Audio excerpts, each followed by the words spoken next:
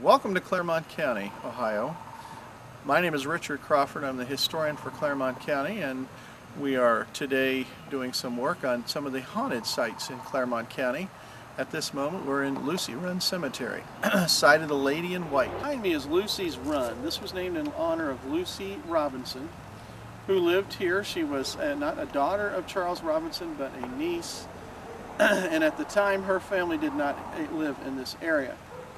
She spent a lot of time at her uncle and aunt's home, and on one particular evening late in the fall of 1803, well, said 1803, other accounts say 1805, others 1807, and I'm tending to think it was probably the latter because the Robinsons weren't here yet, so I would think more like 1807 or later. Lucy was here, and her fiance arrived and had announced to her that he had fallen in love with another. And she was absolutely devastated. Well, while they were talking and she was pleading with him, the clouds began to form and became extremely dark, and this was in the latter part of the day. And a cloudburst began to drop, and he left, and she decided she wasn't going to let him leave without talking to him some more, so she came up here and picked up some say a carriage, others just a horse, and went down what is today the entrance and exit of this cemetery. As she got down there, quite a drop, and the horse with the carriage slung itself by accident into some trees down here, and it hit the trees, and she ended up hitting her head. She fell out of the carriage, the horse and the carriage got away, and the flash flood came up almost immediately and just completely swamped her, and she died here between me and Lucy's Run. And the story goes, and on some evenings here, when you're able to have a little bit of light in the sky, you can see a kind of mist-like or some kind of white form coming down this path, crossing the street, and then disappearing just before you get to Lucy's Run. And she is known as the Lady in White. When I was working on my book on Claremont County Ghost Stories, Uneasy Spirits, I interviewed several people that claimed to have seen her. You need to get her harm. I want any I'm kind gonna of. take her off the leash, okay? Is there any? We're looking at any unusual reaction she's having. Okay. Which is weird. She was. Drooling? Yeah.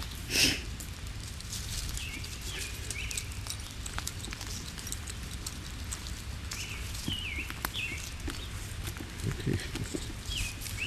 Bubby, come back.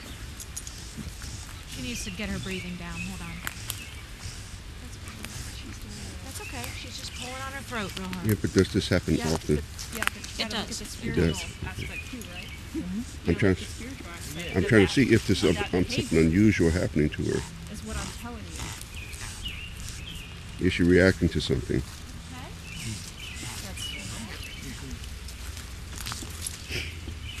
Because when we had our psychics down there, they had a hard time breathing. Really? Yeah. Okay. Huh. So you need to express that, Tara. Exactly. Our psychics had a hard time breathing too. When Oh, they really? were Well, and I've got asthma, so I'm like, oh no. I do too, and I got my. But it's never bothered me. I guess I'm not that sensitive in that way. What you got, bird? She's picked up something. This is the path. She was killed right over there in the river. Her carriage horse through in the river over there, so she's seen walking this pathway here. She's got something. Good. Yeah. Now we go. Yeah. There and they're looking at nothing. We've got a hit.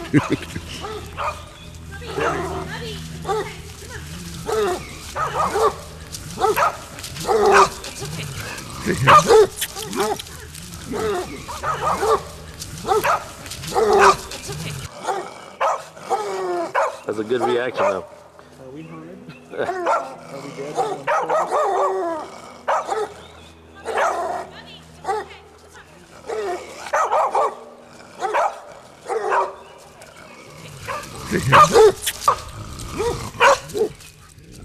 The original Dead Man's Curve as it existed on the same roadbed that was put here in 1831.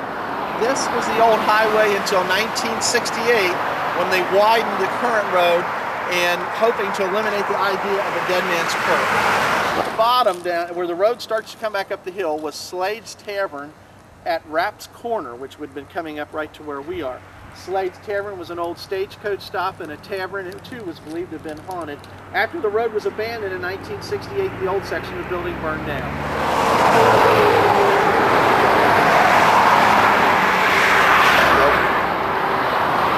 I just try to avoid this place best I can. Was that now? You weren't involved in an accident here, Yeah, were you? that's one of the reasons why I try to All right. avoid the best I can. Okay. In fact, we were hit. See, before the stoplight was in, it was just stop signs. We were hit just coming into what would be the left turn lane there and killed everybody in the two cars but me. Our car ended up right over here by this side. What year was this? October 19th of 1969. Yeah, there's been so many weird things that's happened to literally hundreds of people here. Hundreds of people. Well, the newspapers must carry a lot of what goes on here. The Cincinnati Post and Inquirer last week or 2 weeks ago ran an article about the most dangerous intersections in southeastern Ohio, or southwestern Ohio. This was the worst. Really? And they kept putting statistics in the thing, talk about the number of deaths. Well, But for a 20-minute time period, there's been more than 70 people killed here, 120 to 140 in the morning. 120 between. Nothing physically dangerous about this. Except this intersection, the whole surrounding area, built on top of Shawnee Indian Cemetery. Didn't know that until 1972, I found out. Shawnee Indian Cemetery? Shawnee Indian Cemetery is right under us, right here. Yeah. Okay. Time to exit quick. Alright. About the area. She said this area and Xenia are the two most cursed areas where major cemeteries are been. And this one, what was known as Elk Valley. This is a cemetery where this intersection is. I've seen this thing on the hillsides. It's known as the Faceless Hitchhiker. I've seen it myself about half a dozen times. And there's been people that's actually come up to the stoplight here and whatever it is and walk off the hillside, try to get in the car. Things like that. Wow. Police reports and newspaper articles have talked about all the deaths that occurred here in this intersection, with most of them occurring in a 20-minute time period, 120 to 140 in the morning. So, yeah, it's a very mysterious place. And Chris Woodard, who's written the Haunted Ohio series, was quoted in several large statewide dailies a couple of years ago that she regards this as the most haunted site or spot, not just intersection, but the most haunted site in the state of Ohio. In 1972, we brought a psychic from Pittsburgh, Pennsylvania. We hired this lady that was recommended to us and had her brought to the area, and she spent probably less than a half hour up here at this corner and just was terrified. She says it's one of the most evil places she'd ever experienced, and she said also that she believes that there's a lot of Indian background to this intersection, as if there may have been an Indian cemetery here before the highway was put in, and which could lead into what we refer to today as the Faceless Hitchhiker. There's somebody, something up here about 6 foot tall, about 200 pounds, that has been seen by hundreds of people up here through the years at 1:20 to 1:40 in the morning. And I've seen it myself a half a dozen times. It's very odd, and I don't come up here at that time period anymore. Don't mind coming up in the dark, but I won't come up here in that 20-minute time period because of many of the unusual things that's happened up here. Okay. Well, the Faceless Hitchhiker has been seen on the hillsides. Now, there's an awful lot here of plant growth that was not here when they first widened the road. They leveled everything down. And in those early years, there was at least once that I saw this being, or whatever you want to call it, standing on this hillside, silhouetted by a moon. And it's very eerie looking to be in the dark and see something even darker standing. And as you see it begin to make strides down the hill, it's very ominous. It's like you're seeing death coming at you or something. And it's very difficult to describe, but I've made a point not to stick around till I got to the bottom of the hill. We always manage to leave. Okay, we are in Bethel, Ohio, in Claremont County. Behind me is a Speedway gas station. This gas station's been here about 20 years, maybe a little bit longer, and it is in the area where the only witchcraft trial recorded in the history of the state of Ohio took place in 1805. There's stories of employees quitting here at night. Everyone who's had experiences in this building of things moving, falling down, people being thrown down, drugged down, pushed, have occurred to third shift employees here. And I actually personally know a few of them myself. Unfortunately, I didn't hear these stories until after I'd written about the Evans-Hildebrandt witchcraft trial of 1805. Enough people began to believe it that the chief of police here in town, or the village constable, Houghton Clark, decided that he needed to prove to everybody that Mrs. Evans was not a witch. So here behind us, was the site of a lake or a pond where he conducted his witchcraft trial to prove to everybody that beyond a doubt Mrs. Evans was not a witch. We're now in Smyrna Cemetery, just east of the village of Felicity in Claremont County. This, at one time, was a Shawnee Indian village in the late 1780s, early 1790s. The Shawnee were very advanced ahead of the Americans as far as their women's responsibilities. The leader of this village was a woman by her name translated down as Sweet Lips. And Sweet Lips actually was the war leader also.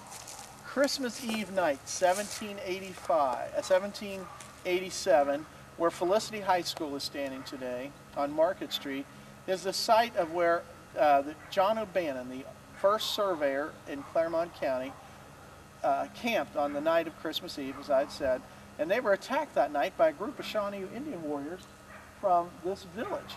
There was no one killed in the battle. There were several people wounded, and one gentleman was taken prisoner, a gentleman by the name of Peter Hastings. Was brought back here, stripped down and painted completely black, which meant he was a Cuttahofa, or a condemned one. And what they were going to do with Peter Hastings is burn him at the stake in a few days. Well, in that time period, Sweet Lips, somehow or other, fell in love with him, or he pretended to fall in love with her, or something or other, and she allowed him to escape if he promised to come back. He did escape. 8 years later, in 1795, August of 1795, Peter Hastings arrives back here to see Sweet Lips. And he said, "Where is the land you promised me?" And her warriors are standing there just amazed that she had never mentioned this deal with him at all. And they were already upset because August 3rd of that year, 1795, they had already signed a treaty at Greenville, Ohio, giving up the southern two-thirds of Ohio to settlement by United States citizens. So they were already having to leave their homeland. So they leave this place, but before they leave, they chase Peter Hastings off and murder or execute Sweet Lips for her crime of not conferring with them about giving their land away. Near where I'm standing, it was her gravesite. Well, the reason we believe it was her gravesite is that there is a gravestone here, which I have seen many times myself. On very dark nights, you can see the gravestone actually glowing. Not an enormous glow like you're in Las Vegas or something, but a definite, much brighter appearance. And the legend says that this is where it's believed that Sweet Lips was buried in 1795. She dug her own grave, was praying over it, and her head was split open with a tomahawk. Another story says she was burned at the stake at the site, but regardless, there is a gravestone in this cemetery that glows bright at night. First accounts of this occurred in the 1820s. Why? The people who were afraid, they had talked about seeing something in the fields here and are coming right through the area. And even today, people who live along Smyrna Road, which is definitely in the country and a dead-end road, people who live along this road talk about the same kind of thing of seeing an Indian woman or somebody that would look like an Indian woman, the kind of dress in a mist kind of form, going through their garages or their basements. Or a couple children here a few years ago ran into their parents' bedroom just absolutely terrified, saying that an Indian woman had walked in front of them while they were trying to watch the television. And the hauntings of the Smyrna Cemetery by Sweet Lips are very famous in Claremont County. Okay, we are at the home of John Wattles, built in 1847 in Utopia, Ohio, in Claremont County. John Otis Wattles was in Connecticut and founded a group of people known as the Spiritualists, his particular group of Spiritualists. They believed in worshiping or trying to make contact with dead ancestors or founding fathers, as I mentioned earlier. And Wattles' home was here. His private meeting room was in the upstairs of this building on the far side, or the side towards us. And that room's supposed to be the room that's very haunted. There was things happened here. When I spent the night here in 1991, working on my book on Uneasy Spirits, on Claremont County Ghost Stories, the cat acted very odd in the room. A door opened and closed. I don't do any of these visits by myself. My best friend, Paul Dunaway, and my other two close friends, Todd Jackson and Andy Dickerson, were here with me. And we had all sorts of odd things go on here in this house. In fact, the gentleman, or the family lived here at the time, they allowed us to go out in the backyard. They wanted to show us something about their pit bulldogs. And the gentleman said, stay within about 10 feet of the house and I'll show you something unusual about the house. And so he goes out in the backyard and unleashes these pit bulldogs. They're running towards us. We're scared to death. We're climbing rose trellises and trying to get in the back, into the kitchen in the back and all that. About 10 feet, within 10 feet of the house, the dogs stopped like they'd hit a wall and started whimpering and ran back to the cage. We filmed a Halloween show here last Halloween, and there's a girl that lives in this house that's 4 years old, and she wanted to tell us her story about what went on in this house to her just the week before. And she starts telling her mother, she said, Mommy, you remember the other night when I was in the living room, you told me not to bother you, you were going to do the laundry and cook. And her mother says, sweetheart, I remember. And she goes, Mommy, did I bother you? And she goes, no, honey, you were fine. And her mother says, you remember, you were such a good girl, I brought you some cookies while you were watching TV. And the little girl said, Mommy, I didn't even tell you about the people that came to the house. And her mother's going, what people, sweetheart? She said, Mommy, I was sitting in the kitchen, in the living room. I didn't want to go back and bother you. You said not to bother you. But somebody knocked on the door, and I went to the door, and there were 6 people standing there. There was a lady had a blue hat on and a blue dress, and there was an old man in suspenders and a white shirt, and a boy looked like he was a teenager, and 3 kids that looked like they were about my age. And her mother said, you never said anything about that, sweetie. And she goes, well, I didn't want to bother you with it, Mom. And she said, how come you didn't come get me? And she goes, I didn't want to let him in the house, and he knocked on the door. And she said, how come? And the little girl says, well, Mommy, they were all in wet clothes. Now, in 1847, on the flash flood, 6 people survived that flood. The same 6 people with the same clothing, the same age groups, have all been described as far back as 1917. I have a newspaper article from 1883 that describes the same thing, and they came up a path right across from the house here, and they are believed to have been the survivors of that flood. of 1847. We are in Moscow, Ohio, on the Ohio River, and the building over to my right, to your left, is the Spade House, built in 1817 by a gentleman by the name of John Payne. John Payne made this the second building, or his second building here in town. The Spade House was built for a family named Spate, S-P-A-T-E, and in the days of the steamboats, this house was a gambling hall. Moscow was very prominent in the days of the steamboats. The second floor of the building was where the card games and games of chance, a roulette wheel, and many other things took place. Also, because of the gambling in this house, and people were cheating at cards, of course, and owing each other money, we know of at least one murder and possibly several more that occurred on the second floor of this building. And because of that, the stories of this house being haunted date back into the 1840s. Stories of strobe light effects on the lights in the building, sounds coming up from the basement, dogs in the building snapping and barking at things unseen in the middle of the night on the central stairway.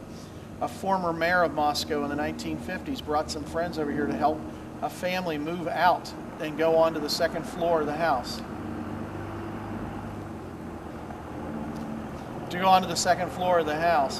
And it took them all day to move all the furniture from the first floor to the second floor.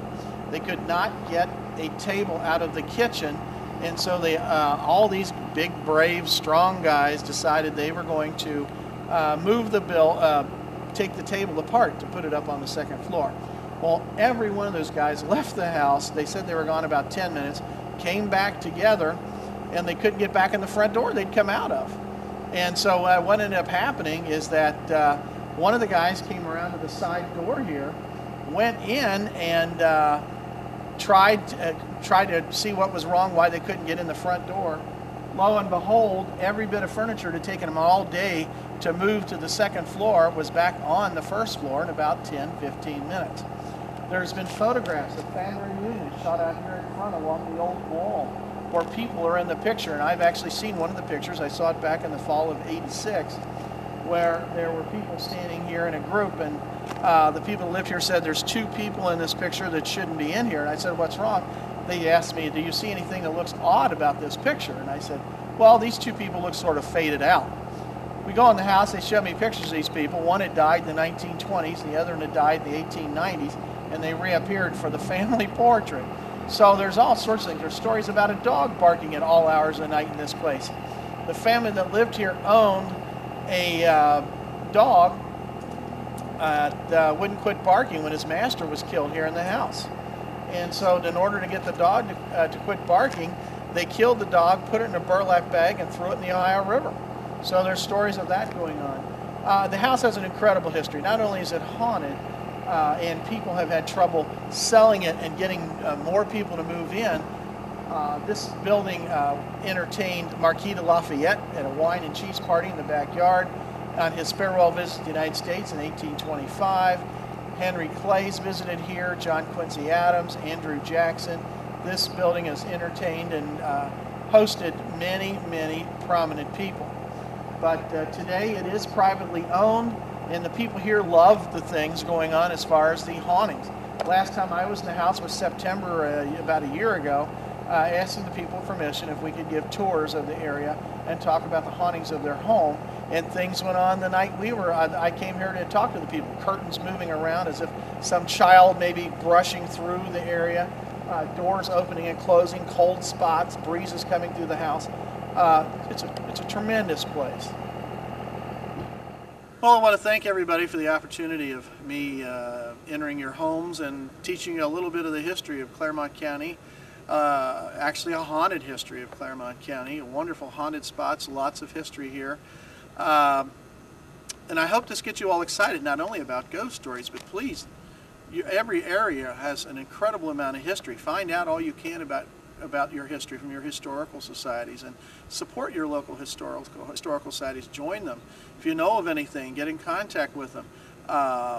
You know, any kind of financial aid or help, or any artifacts you have, please don't let them go to waste. Support your historical societies, and please come visit us here in Claremont County anytime you like.